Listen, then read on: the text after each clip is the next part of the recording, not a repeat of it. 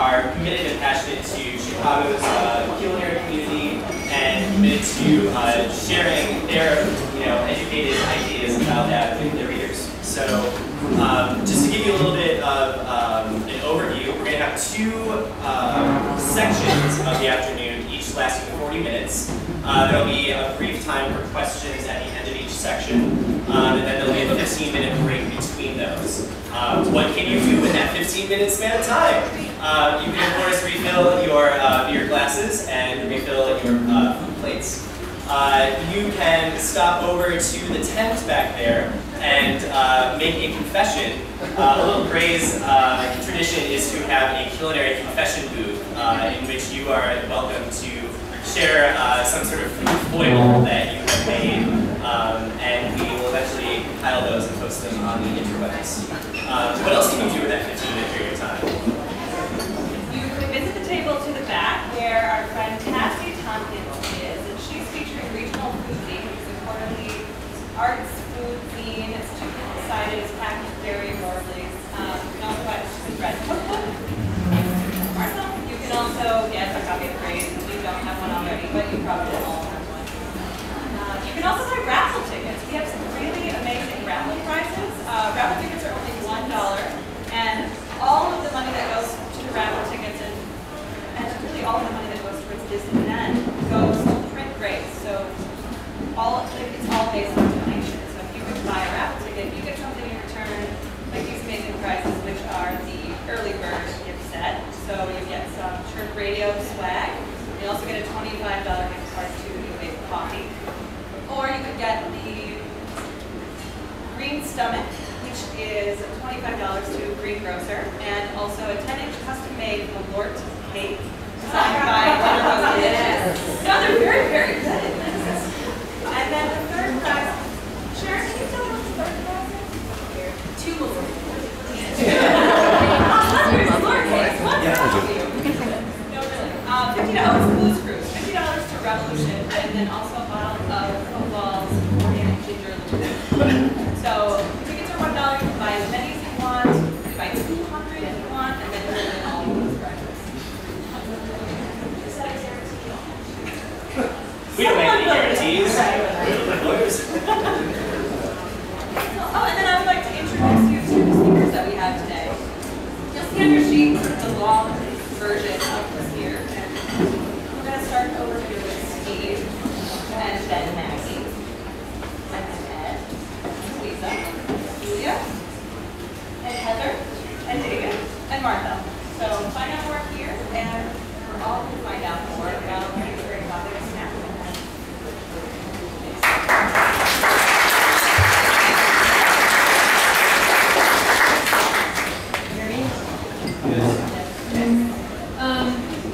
So I told her I've never moderated anything in my life, so I'm not sure what's going to happen. But we came up with sort of a bunch of questions that sort of organized themselves into two general yet overlapping areas. But I wanted to start by diving into the deep end and talk about how what the people up here do reflects the intersection of food and literature. You know, how did you get into food writing? Were you a writer first, or were you a food person first?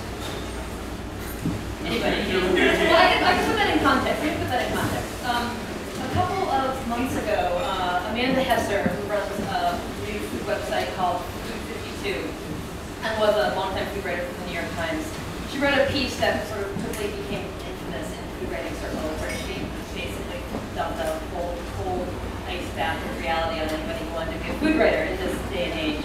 She talked about how the pay scale for freelance work has declined, and there weren't any staff jobs, and all sorts of other grim statistics. But what I thought was interesting was this bit from Google Map. I'm going to read it. It's small. She said, optimistically, we're in a moment of great change. There's never been more opportunity to make a difference, to shift the way we think about buying and eating food, to create something new, to start a business. Don't feel glum. This new era is actually better. There's never been more opportunity. Wait, everyone who can write well is now welcome in. At the time I got started in the 90s, I was considering becoming a bread baker, but you couldn't get anyone to hire you as a writer if you worked in the field. There was widespread sombering towards non-professional writers. and the assumption that it would be a conflict of interest or just too much self-interest for a chef to write about cooking or a farmer about raising chickens. The observers kept out the doers, a system that never really made sense, but now people want to hear from the doers. And she goes on to cite a bunch of well-known chefs like Gabrielle Hamilton and David Chang, who have all written really well-received books. And to tell people that want to get into food writing that what they really need to do is go out and do something first. So that's where I'm coming from. Like, did you do something, or did you start as a writer, or how did you intersect the two of them in your careers? Sorry, David. Ed. Well, let me think about this. So, we started Mash Tun because, A, we had a lot of experience already publishing other titles like Lump and Proximity and Select, a bunch of stuff. But the reason why we got involved in this kind of craft beer and literature, or the culture around craft beer, is because we saw that there's an opportunity to provide some additional kind of oomph to this genre. If anyone is looking for any kind of material on craft beer, you're reading some blogs, which are fantastic, or you're going to rate beer, you're into this nerd kind of quantification of beer scene, which is Rate Beer or Beer Advocate. And everything else kind of sucks. And like everything in Chicago, the reasons why we started publications, because there is no real media here.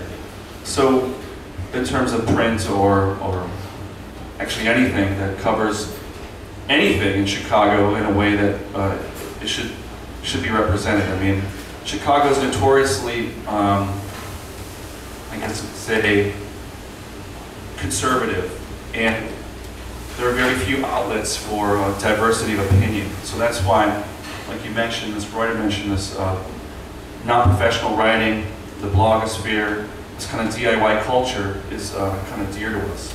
So we just took that ethos and just applied it to this publication in a blog and a festival as a way of demonstrating if just random weirdos like us could do it, so could you, you know?